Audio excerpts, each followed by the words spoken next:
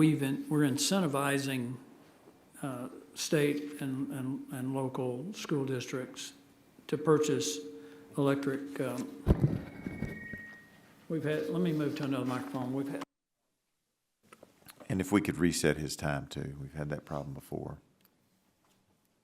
Apologize to you, Inspector General. But he's going to shift chairs so he can get a mic that works. You'd think the committee in charge of electronic communications could figure this out. You could have left Mr. Burtis's name there. I heard he made a catty comment about the University of Alabama and Texas football game, which should be struck from the record.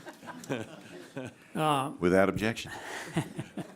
Well, my point is that we're incentivizing these schools to purchase buses that are not living up to the expectations. And I have an article here where officials in Ann Arbor, and they said these buses cost 5 times as more than a regular bus, and that's just for the bus. And the electrical infrastructure, which was originally estimated to be about $50,000 for those 4 buses, ended up being more like $200,000. Is this bait and switch? I don't know. I don't think so, but I'm not familiar with. Is it just bad math? I mean, that the people who are making these estimates and enticing people to invest in these buses are just not very good at math, and they're finding out when they actually implement the contracts that the costs are excessively higher than they thought. I want to turn to something else that Chairman McMorris Rogers brought up, and that is our reliance on China.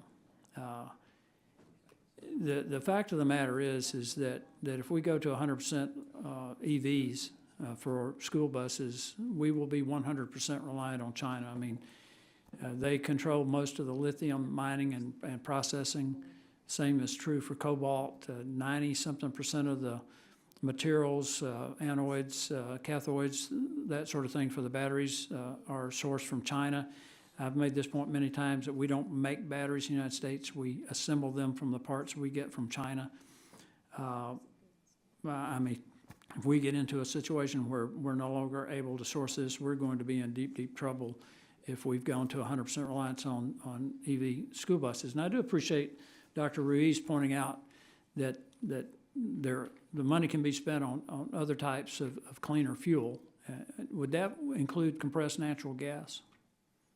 The statute allows that, yes. Yeah, and what we found with CNG is it produces far fewer emissions, saves money, it improves energy security because it is almost 100% domestically sourced. Should that be, should CNG be given a higher priority considering the benefits that we have here, and particularly in terms of it being domestically sourced?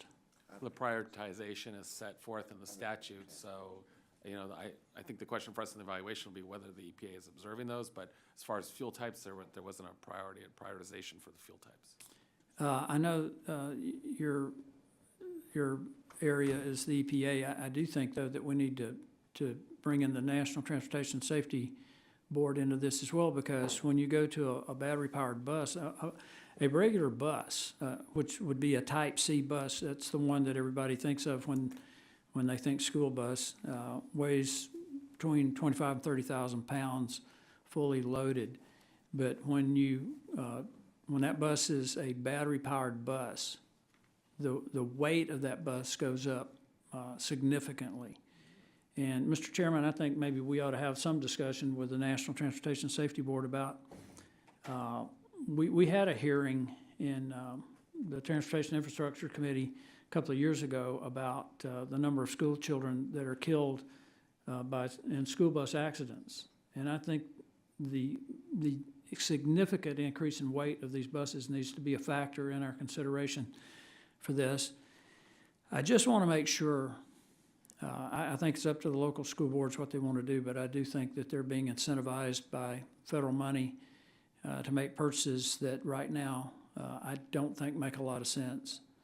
The limited range of the buses, I was just looking at one of the high schools in my district, Thompson High School, and they transport their football team, their athletic teams by school bus, and they played a game against Opelika. If that had been electric buses, I don't know of any charging stations between Alabaster, the city where Thompson High School is, and Opelika. They wouldn't have had the range to make that trip and get back on one charge. So there are a number of issues that I think need to be addressed here, that maybe not all of which can be addressed by the EPA. Mr. Chairman, thank you for indulging and for letting me switch microphones. I yield back. Is the gentleman saying that unless the game lasts 8 to 10 hours, they might not get home? Is that what the gentleman's saying? Well, that's assuming that there's a charging station. Yes, sir. I appreciate it. I now, gentleman's yielded back. I now recognize the gentleman from New York, Mr. Tonko, for his 5 minutes of question. Thank you, Mr. Chair.